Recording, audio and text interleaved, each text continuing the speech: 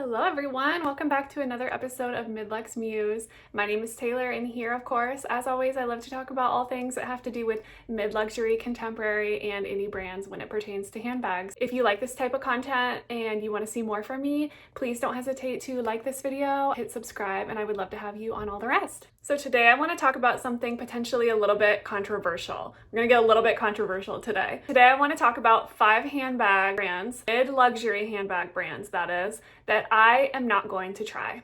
At least not right now. And let me explain. These are all brands that at one point I have really liked or have wanted to try or have tried. This is a mid-luxury channel. And I'm here to give my honest opinions on handbag brands as I try them or as I don't try them. I'm just here to be honest, really, and share the love of all things handbags. But these are 5 brands that I will not be buying anytime soon. Something would have to change in order for me to think that I would then go and spend money with them. So this is not me hating on any brands. These are actually brands that I have at one time really wanted to buy. And for one reason or another, I just won't shop with them. Now, I'm not saying that I will never shop with them. Like I said, something might have to change in order for me to reconsider. Maybe some time needs to go by. Maybe that means that they're gonna need to up their materials, change something as far as customer service, who knows. I will explain a little bit more with each bag, but here we go. The first bag brand I will not shop with is called The Horse. Now, you guys may be aware of The Horse already. They are an Australian brand, very well known for the Clementine bag. And this is a bag that is a good dupe or similar type of bag to the Loewe puzzle bag. The difference between the Loewe puzzle bag and The Horse's Clementine is that it is a fold-over magnet enclosure, so I don't believe The Horse has a zipper enclosure. And also, it doesn't have that puzzle look, right? There's not different pieces of leather kind of sewn down to make a puzzle look. It doesn't bend and shape that exact way, but it is slouchy and it is that kind of box shape with a handle and a fold over flap in a very similar fashion. The price on these bags is incredible. The price runs anywhere from $229 to $269, depending on if you want the smaller size or the larger medium-ish size. They're not big bags in general. Now, The Horse does have other bags. So the Clementine is not the only bag that The Horse has, but it's the only one that I've ever seriously considered buying. Now, let me tell you why I won't buy The Horse Clementine. I actually did buy The Horse Clementine back, it must have been within the last 6 to 9 months is when I purchased it. I got really excited because I saw a few YouTubers talking about the Clementine. One girl said, if this was the only bag in my collection, I would be happy. And I was like, wow, that's saying something. And then I saw Tanner Leatherstein dissect it. He had really good things to say about the quality for the price. I saw a lot of things pointing to this is a good company. Well, I ended up purchasing the bag in the espresso brown color. I think it's called coffee. And I was really excited. I was like, this is a perfect purchase. It's coming from Australia, so I'm expecting it to take some time to get to me, potentially a week or 2. Didn't really know how that was all going to go.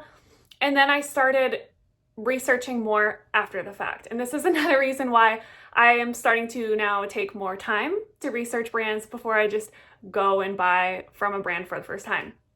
And I was discovering some issues with the quality. The first of which, and the biggest of which at the time, was the leather smell that wasn't like a leather smell. It was like a more chemically toxic, yucky smell that was so strong, some customers were saying, that they couldn't air it out. It wasn't something they could air out or just throw in the freezer, throw outside, or whatever. Some people said it stank up their house. And this was around the time that I had just discovered my son had allergies, which was back in March. So yeah, like about 6 or 7 months ago now. This was around that time and I was like, okay, I can't risk having some chemically smell come into my home. My son is already reacting to things, right? Like we had a cat, we had to rehome the cat to my parents' house. We did it responsibly, okay? We didn't just get rid of him. He was a family pet and we had to rehome him. Anyway, that had to be said. There was just a lot going on as far as my son's allergies, and I was thinking about carrying this bag and holding my son on my hip, and I was like, there's no way if this bag smells that bad, and if it has that many chemicals on it, that I'm going to potentially let my son's leg be up against my son while I'm carrying him in a store or something. I was like, no, no, no, no. So I quickly emailed them and I asked them to cancel my order. So I never did experience the horse Clementine. And to be honest, I think they may have resolved that issue. What I heard is that they grew way too fast, and there was speculation that because they grew so fast, they needed to source leather from somewhere else. And when they did that, they got leather from somewhere that really didn't match up with the quality standards that they had before. So they had some batches of bags that were going out smelling very toxic and chemically, and I just didn't want to risk that. Regardless, I think growing pains happen when companies start to get really popular. This is very normal. Coach went through this too. Coach had a very sharp downward spiral for a very long time. And now look at them, right? They've made a huge comeback. So in no way, shape, or form am I saying I will never buy the horse. But right now, I won't buy from them. Another thing too is I've been seeing a lot of quality issues with the horse. Now, not necessarily stitching or things like that, but I've been seeing that a lot of their leather has been having dents lately.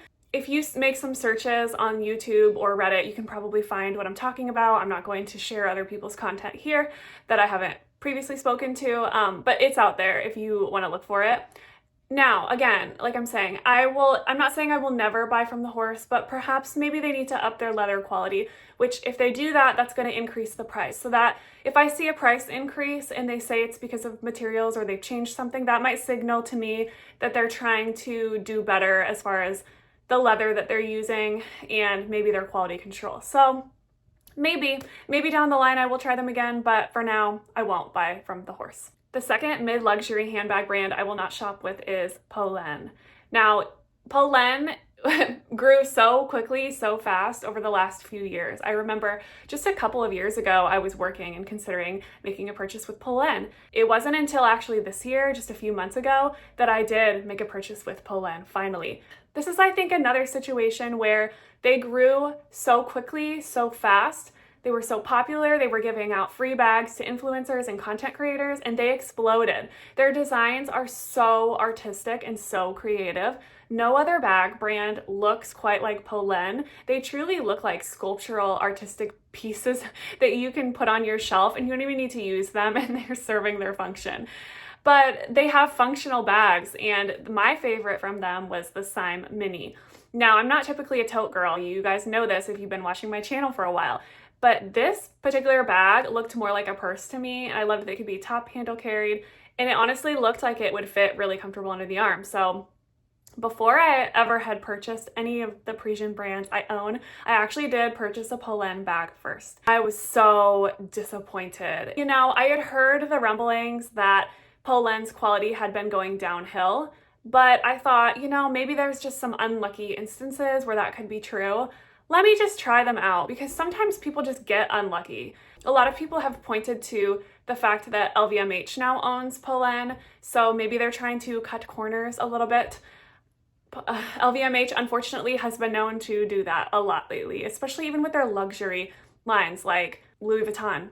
So I don't know. I won't be trying Polène again. I'll tell you what my issues were with the bag I got. So I received the mini Sime bag, and I got it in the dark brown espresso-y color. It was beautiful. Now, as far as the look of the bag, the presentation, the way it came in the box, the dust bag, everything about that was very stunning, and I was very impressed. I loved the way it looked on my shoulder. I tried it on. I put some of my things in it. But the bag itself, I had two major issues with the bag. Number one, the bag did not smell like leather. It felt like Louis Vuitton's coated canvas. It was very plasticky, and it had a plasticky smell. It didn't feel like a $510 bag, because that's what I paid. I paid $510.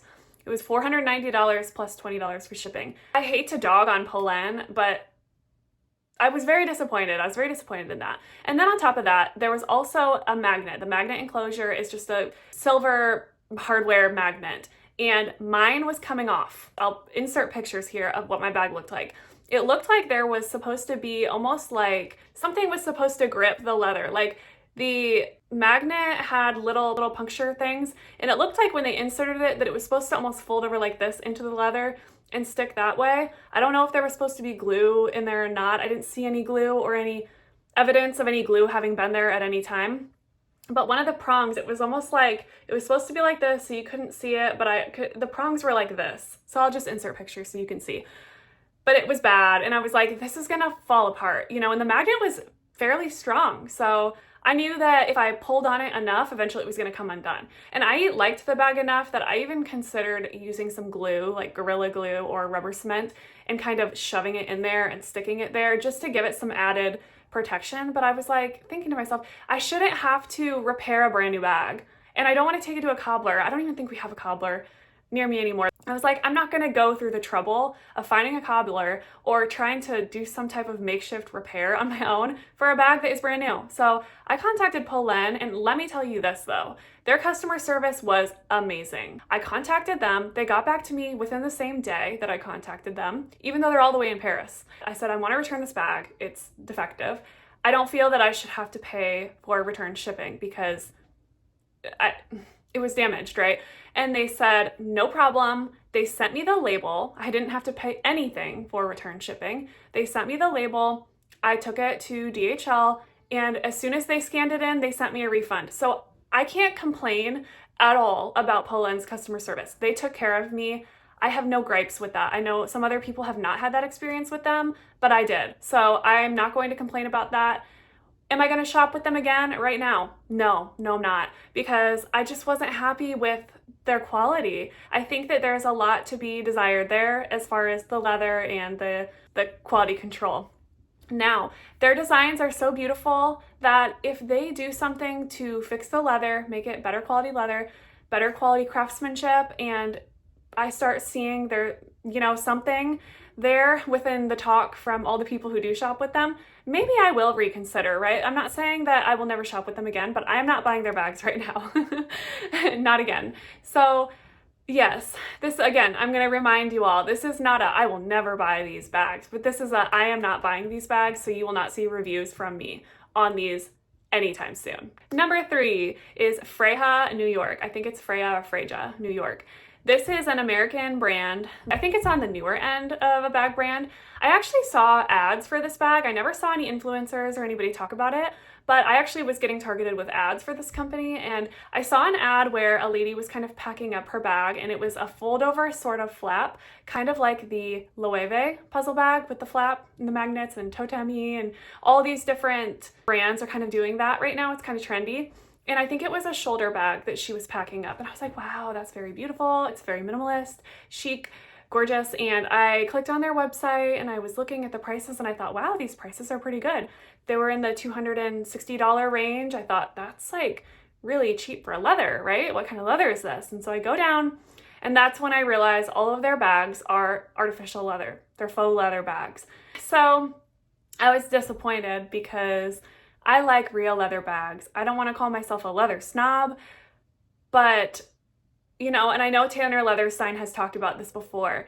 Leather, contrary to popular belief, is actually, it's better to use leather to make products than it is to buy fake leather most of the time, because leather, a large percentage, majority of the time, comes from a byproduct of the meat industry. So we as humans consume so much meat. We eat a lot of cows, and cow leather is going to have to be discarded. So the process to use the leather, tan it, do all the processing to the leather, most of the time is actually less harmful for the earth than discarding the leather as waste. And to make bags out of faux leather is basically making plastic, right? You're producing plastic. You're producing those PFEs and all these different chemicals. You're creating all of that to make bags.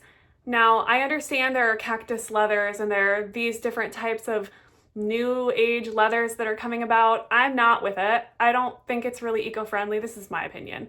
If anybody has more information, please educate me in the comments. But as far as I'm concerned in making bag purchases, I am not buying into the faux leather is better kind of thing. I am going to always consume red meat. That is me. I'm going to consume it.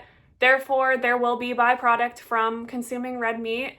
And it needs to be used. Like, it needs to be used. This is what our ancestors did. They would shoot deer down and they would consume the animal and they would use everything from the animal to honor the animal. So that is kind of my mindset. I know it's a little much to really think about it that much, but I'm really, really for using the byproduct, right? And like Coach, we talked about them, right? This is byproduct of making bags already. So these were leather scraps, and look what they did. They used what they had and they made a beautiful thing with it. So this would have been discarded as nothing. It would have been waste. And so I am all for using what there is, using what you have. There will always be people eating meat. There will always be people who consume this. And so in my opinion, again, just my opinion, in my opinion, we should be using the leather because it's going to be discarded anyway. And so I don't really, personally, for my beliefs, believe that we should be making artificial plastic faux leather. I just am not for that. Number 4 is the brand Teddy Blake. Now, this might be a little bit controversial, although lately I haven't been hearing much talk about Teddy Blake at all. Teddy Blake is a company, according to a lot of people, a lot of influencers and people who buy their bags, is very good quality. I've watched a lot of videos on people reviewing Teddy Blake's bags. I wanted to love them. I really did. I thought that they make beautiful bags, but the truth of the matter is, I'm not somebody who carries very fancy bags like that. I don't think the aesthetic fits me because I'm very, very casual. Teddy Blake, for me, my aversion to them is more of a personal preference. It doesn't come from a place of hating them or anything they stand for or thinking they have bad quality materials or anything like that. But for me, the aesthetic it's just not there for me. Plus, there's also the aspect that Teddy Blake kind of looks like Hermes, the Birkin, the Kelly, that kind of look and design. And again, Hermes is very well known as a very prestigious, beautiful, elegant, high upper class bag brand. And Teddy Blake is obviously trying to replicate that and maybe give people who either maybe can't afford Hermes, haven't been able to get an Hermes yet. Maybe you're somebody who is thinking about potentially buying an Hermes, but you want to try something from a cheaper version first to see if that style is going to work for you. There are a lot of different reasons why somebody might choose to purchase Teddy Blake. They have, what I've heard, some pretty good quality bags, but their aesthetic is not for me. And I also don't want to try and dupe Hermes. There's also something to be said. Tanner Leatherstein did a review on Teddy Blake a year or 2 ago, I want to say. Might have even been longer ago than that. But he did a review on Teddy Blake, and if I remember correctly from his review, he stated that Teddy Blake didn't have the best quality materials. He wasn't impressed with it, with the hardware, with the leather. And here's the thing. If you're going to try to look like Hermes, and that's what you're trying to go for, the thing that Hermes is really known for is the quality of materials, right? That is why they're so expensive, or why they claim to be so expensive. Their price is obviously very, very inflated, but even if you sold a Birkin at cost to make the Birkin, it would still be thousands of dollars because the materials they use are so, so good. Now, if it's true what Tanner Leatherstein said, that Teddy Blake's materials are not the best, then why try and have a look-alike if you're not going to duplicate the leather? So for me, I'm more of a leather girl, so I tend to like bags that have better quality leather with different designs. I like something a little bit different, but I like the quality to be really good. So I'm not looking for lookalikes of a Birkin or a Kelly. I'm not really looking to replicate any other type of bag brand. I just kind of like something a little bit more unique, and I like the focus for me more to be on the quality of leather, and I just think Teddy Blake is kind of the opposite of what I'm going for. I don't want to look like I am carrying an Hermes bag, and if I do want to replicate anything from Hermes, I want it to be that the leather is the same or close to it, or the hardware is the same or close to it. I don't want the style of Hermes, I want the materials from Hermes, if that makes sense. So for that reason, that is why I am not going to be currently buying from Teddy Blake. And the 5th brand that I will not buy, pains my heart to say, but I have to say it, is the brand Longchamp. Now, as you guys may know, if you've been watching me for a little while now, you know that I have tried Longchamp multiple times and I have not been able to make it work. If you saw my last unboxing with Longchamp, I just received a ePure mini tote in the brown color, their typical brown ePure leather. I was so disappointed, you guys. I had while I was doing the video, I had the strap come off, the clip unclasped mid-video. You guys could see that. It didn't smell like leather. There was like a little stain on the flap, and it was kind of like wonky and misshapen on the front. Like the sides were not even. It wasn't evenly cut, I don't think. And so I sent it back. I returned it.